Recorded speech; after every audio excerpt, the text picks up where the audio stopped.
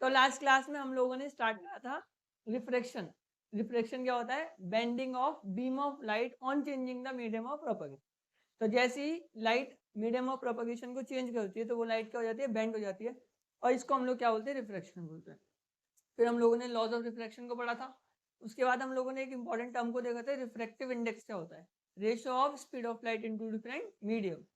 और एक फॉर्मूला पढ़ा था, nm equals to c upon v। nm क्या है? Refractive index of any medium with respect to air. Air के रिस्पेक्ट में किसी भी मीडियम का रिफ्रैक्टिव इंडेक्स क्या होता है?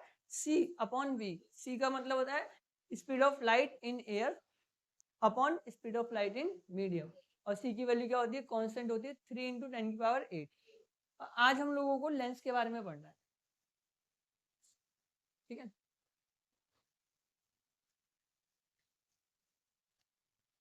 तो लेंस बच्चों दो तरीके के होते हैं,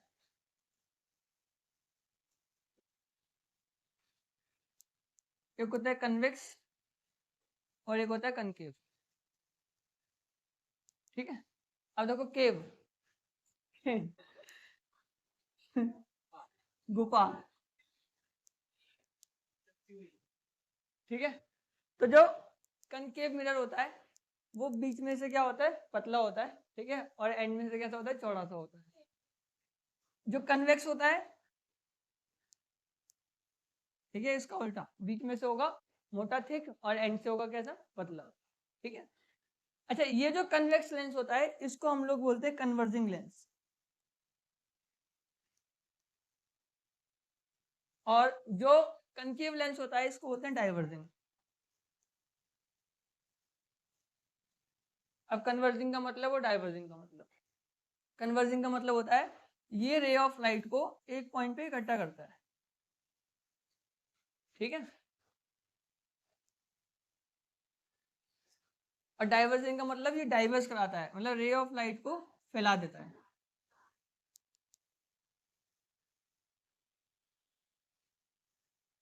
ठीक है जी।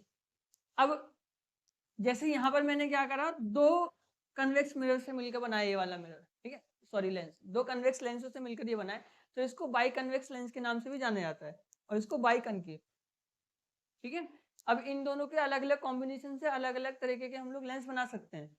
जैसे प्लेनो कनकेव, प्लेनो कनकेव में क्या हो जाएगा? एक प्लेन लेंस हो जाएगा सिंपल, और एक क्या हो जाएगा? कन्वेक्स हो जाएगा, कनकेव हो जाएगा, ठीक है। प्लेनो कन्वेक्स, प्लेनो कन्वेक्स में एक तरफ क्या हो जाएगा? प्लेन हो जाएगा, और एक तरफ क्या हो जाएगा? कन्वेक्स हो जाएगा, ठीक है। और कनकेवो कन्वेक्स भी बना सकते हैं। कनकेवो कन्वेक्स में एक तरफ तो होगा आपका कनकेव और एक तरफ होगा कन्वेक्स, ठीक है। तो इस तरीके से हम लोग इन लेंसों का यूज करके अलग अलग कॉम्बिनेशन ऑफ लेंसेज को बना सकते हैं। ये कहाँ पर यूज होते हैं? आगे की क्लास में पढ़ेंगे। तो हम लोगों को ये समझ में आ गया, लेंस जो होते हैं वो दो टाइप के होते हैं, एक कन्वेक्स और एक कनकेव। जो कन्वेक्स लेंस होता है इसको कन्वर्जिंग लेंस के नाम से भी जाना जाता है। कन्वर्ज मतलब एक पॉइंट पे इकट्ठा करना होता है, ठीक है। और जो कनकेव लेंस होता है वो डाइवर्जिंग लेंस होता है, और ये क्या करता है? डाइवर्ज करने का काम करता है, मतलब फैलाने का काम करता है लाइट। आगे समझ में? ठीक।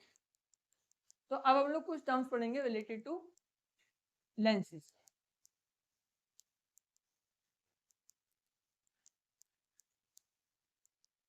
देखो मैंने बताया था आपको, यहाँ पर दो कन्वेक्स लेंस मिलकर इसको बनाते हैं, ठीक है।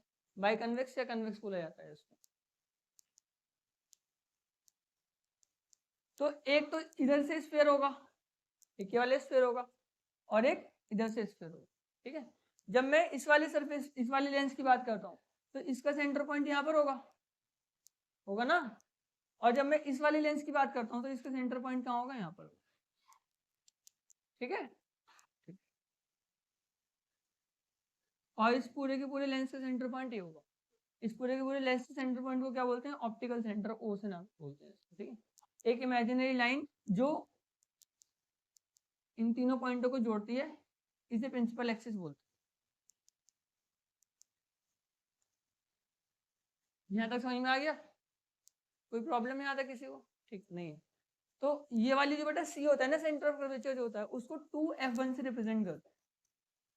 2f1 मतलब f1 का दुगना, फोकल लेंथ का तो दुगना होता है सेंटर ऑफ कर्वेचर और पोल के बीच की जो दूरी होती है, और इसको हम लोग 2f2 से रिप्रेजेंट करते हैं, ठीक है। अच्छा, O और 2f1 के बीच में जो पॉइंट होता है उसको फोकस पॉइंट बोलते हैं, F1, इधर क्या हो जाएगा आपका F। यही सेम जो होता है कनकेव लेंस में भी होता है, यही सब चीज, ठीक है। तो हम लोगों को ध्यान रखना है 2f1, f1o, f2 और 2f2, ठीक है। और फोकल लेंथ वही होती है f1 और o के बीच का डिस्टेंस, और रेडियस ऑफ कर्वेचर वही होती है 2f1 और o के बीच का डिस्टेंस, ठीक है। और जितना f मतलब जितना फोकल लेंथ इधर होगा उतना ही फोकल लेंथ इधर भी होगा, मतलब सेम होता है। रेडियस ऑफ कर्वेचर जितना इधर होगा उतना ही इधर भी होगा। तो एक लेंस की किसी भी साइड से देख लो आप लोग, ठीक है। तो फोकल लेंथ भी वही होती है और रेडियस ऑफ कर्वेचर भी क्या होता है, वही होता है, सेम होता है। तो इसलिए सी और एफ की पोजीशन क्या होती है, दोनों की सेम होती है। समझ में आया? 2f1, f1 o, f2 और 2f2। सेंटर पॉइंट पहले वाले लेंस का 2f1 से रिप्रेजेंट करेंगे, दूसरे वाले लेंस के लिए 2f2 से करेंगे, ठीक है। फोकल पॉइंट, फोकस पॉइंट क्या होता है, जहां पे सारी की सारी रिफ्रेक्टेड रे आके मिलेंगी। अगर मैं यहाँ से रिफ्लेक्ट कराऊंगा रे को तो वो यहाँ मिलेंगे, ऐसे करके, ठीक है। और यहां से रिफ्लेक्ट कराऊंगा तो वो यहाँ मिलेंगे।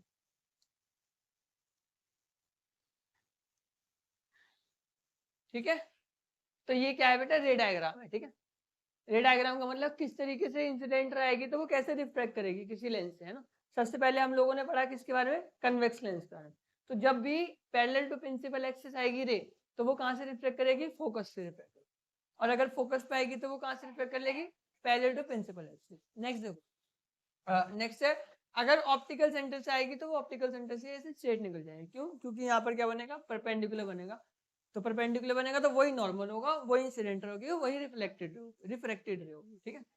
नेक्स्ट है आपका कनकेव लेंस।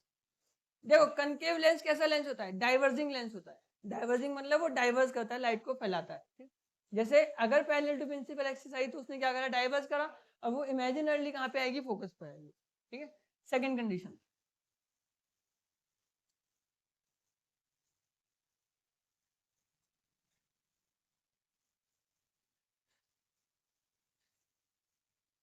ये क्या है, ये क्या है, ये ऑप्टिकल सेंटर, ये F2, ये 2, ठीक है। जैसे देखो, ध्यान से देखना, कोई रे अगर पैरेलल टू प्रिंसिपल एक्सिस आ रही होगी, सॉरी फोकस की तरफ आ रही होगी, ठीक है, तो वो डाइवर्स हो जाएगी और किधर जाएगी, पैरेलल टू प्रिंसिपल एक्सिस। फिर से देखो,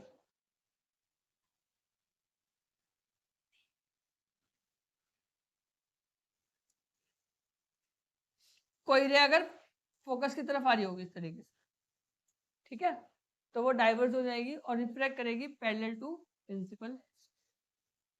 आया दोनों समझ में? अगर पैरेलल टू प्रिंसिपल एक्सिस आएगी तो वो डाइवर्स होगी, इमेजिनरली वो कहाँ से जाएगी, फोकस से जाएगी। और अगर फोकस की तरफ आ रही होगी तो वो डाइवर्स हो जाएगी और कहाँ जाएगी, पैरेलल टू प्रिंसिपल। एक लास्ट कंडीशन और है,